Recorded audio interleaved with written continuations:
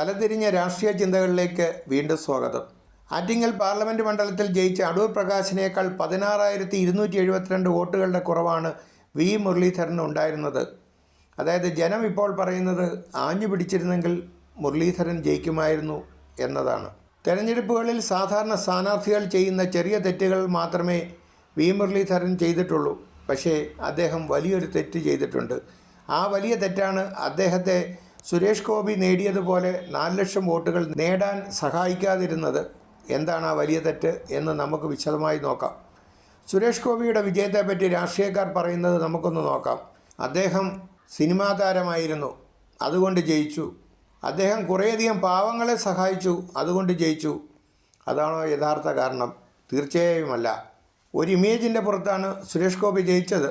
താനാണ് ഏറ്റവും മികച്ച സ്ഥാനാർത്ഥി എന്ന തോന്നൽ സൃഷ്ടിക്കാൻ സുരേഷ് ഗോപിക്ക് തൃശ്ശൂരിൽ കഴിഞ്ഞു.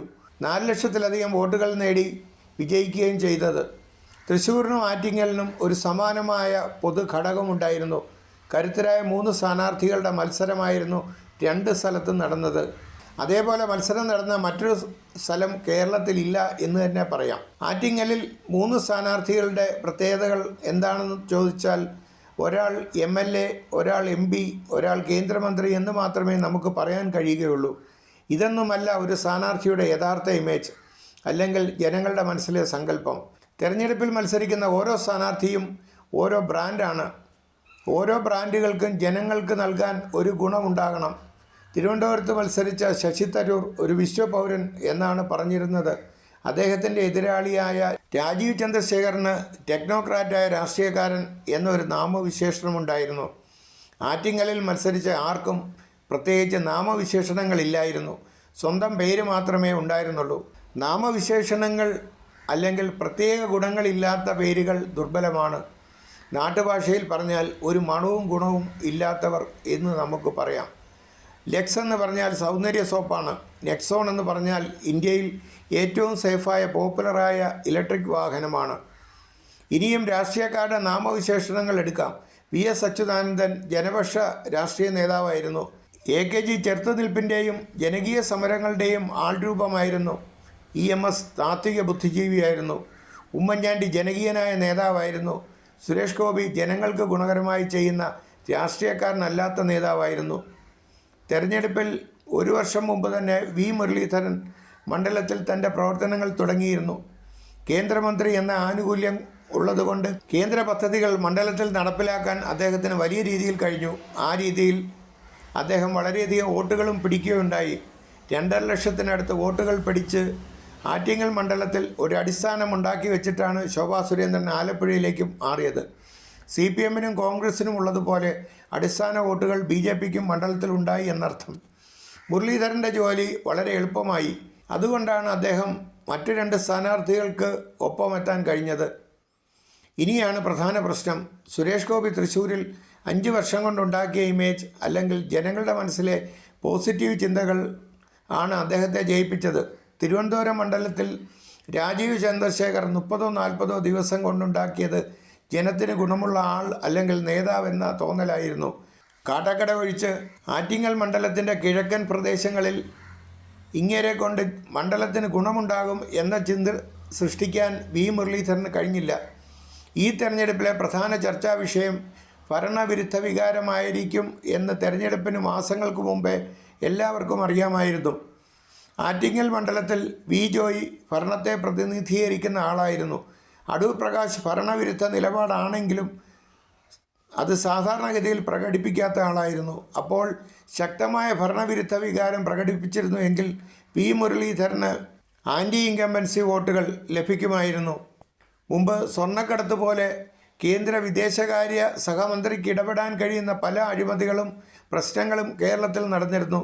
അത്തരം പല അഴിമതി കേസുകളിലും ജനവികാരത്തിന് വിരുദ്ധമായ നിഷ്പക്ഷ നിലപാടാണ് മുരളീധരൻ എടുത്തിരുന്നത്. അഥവാ ജനങ്ങൾക്ക് തോന്നിയത് അങ്ങനെയായിരുന്നു.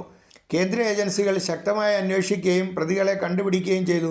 പക്ഷേ ആരെയും ശിക്ഷിക്കാൻ ഏജൻസികൾക്ക് കഴിയാതെ വന്നു.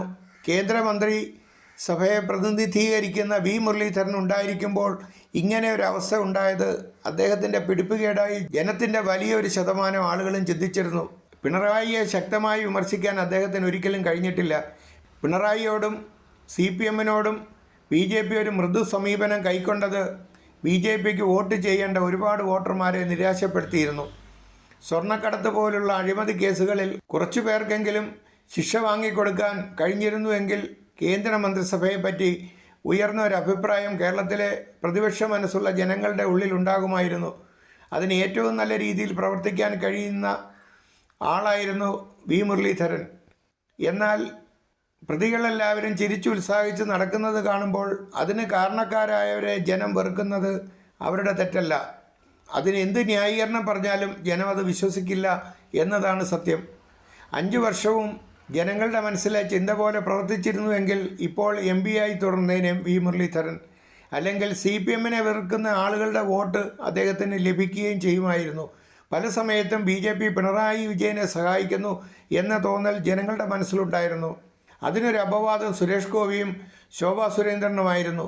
അപ്പോൾ ഭരണവിരുദ്ധ വികാരത്തിൻ്റെ നേരായ ഗുണഭോക്താക്കൾ അവർ രണ്ടുപേരുമായി മാറി.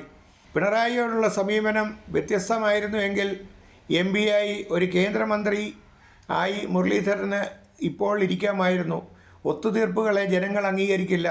സത്യസന്ധമായി പെരുമാറുന്ന രാഷ്ട്രീയ നേതാക്കളെ അവർ മനസ്സിൽ കൊണ്ടു നടക്കും. അവർക്ക് വേണ്ടി മരിക്കാനും അവർ തയ്യാറാകും. സ്വന്തം പ്രവർത്തനത്തിലൂടെ നിലപാടുകളിലൂടെയും ഇപ്പോഴത്തെ ഭരണത്തിൻ്റെ പ്രതിപക്ഷ ഭാഗത്ത് നിൽക്കുന്ന ഒരു പോരാളിയായ ഇമേജ് V. മുരളീധരന് ഇല്ലാതെ പോയി. ജനങ്ങളുടെ മനസ്സിലെ ഇമേജ് അല്ലെങ്കിൽ പെർസെപ്ഷനാണ് വോട്ട് ചെയ്യണമെന്ന് ജനത്തിനെ സ്വാധീനിക്കുന്ന ഏറ്റവും പ്രധാന ഘടകം. ജനത്തിൻ്റെ മനസ്സിൽ പോസിറ്റീവായ ഒരു ഇമേജുള്ള ഒരു സ്ഥാനാർത്ഥിയും തെരഞ്ഞെടുപ്പിൽ പരാജയപ്പെടുകയില്ല.